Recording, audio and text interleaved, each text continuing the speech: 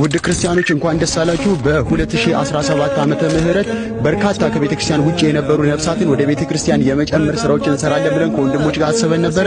ጌታ ረድቶን ይህንን እያከናወንን እንገኛለን። በዛሬው ዕለት ደግሞ 5 ነፍሳት ወደ ቅድስት ቤተክርስቲያን ተጨምረዋል። በትናንትናው ዕለትም እንደዚሁ 2 ነፍሳት ወደ ቅድስት ቤተክርስቲያን ተጨምረዋል ማለት ነው። ወንድሞች የተሰማቸውን ደስታ እንጠይቃቸዋለን። ተከታተሉ። ደግሞ ዛሬ ምን እንደተሰማ ባጭሩ ንገረን እስቲ። በጣም በርካታ ነፍሳት በ2017 ብዙዎች እየመጡ ነው። በተለይ እኔንም ተከትሎ ብዙ ሰዎች እየመጡ ነው ያሉት። አሁንም ደግሞ ይመጣሉ። ግን ዛሬ ደግሞ 5 ሰው ወደዚህ ቤተክርስቲያን ተጨምሯል። በጣም ነው ደስ ያለኝ።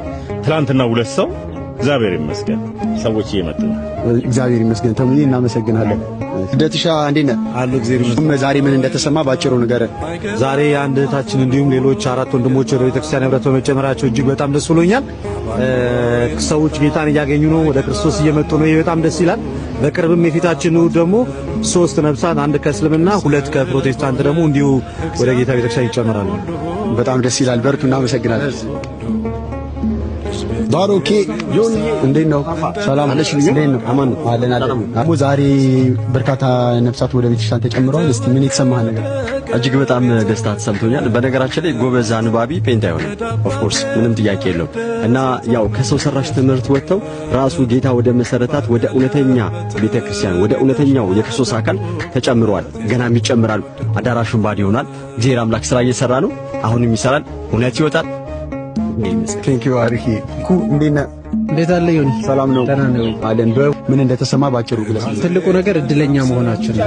በእኛ በኩል እግዚአብሔር ይሄንን መስራቱ ደግሞ እግዚአብሔርን እናመሰግናለን። እንግዲህ እንደምታዩ ዛሬ 5 ነፍሳት፣ ቀጣዩ እሑድ ደግሞ 3 ነፍሳት፣ ትናንትና 2 ነፍሳት ሲጨመሩ አይተናልና ጊዜው ዘጸአት ማለት ለህዝቡ ማለት ነው ከጨለማ ወደ ብርሃን የሚወጡበት ዘመን ነውና እግዚአብሔር ይመስገን። በጣም ደስተኛ ነኝ። ደግሞ ከቅዱሳን መላእክት ጋር ማመስገን ደግሞ እጅጉ ደስ ይላል።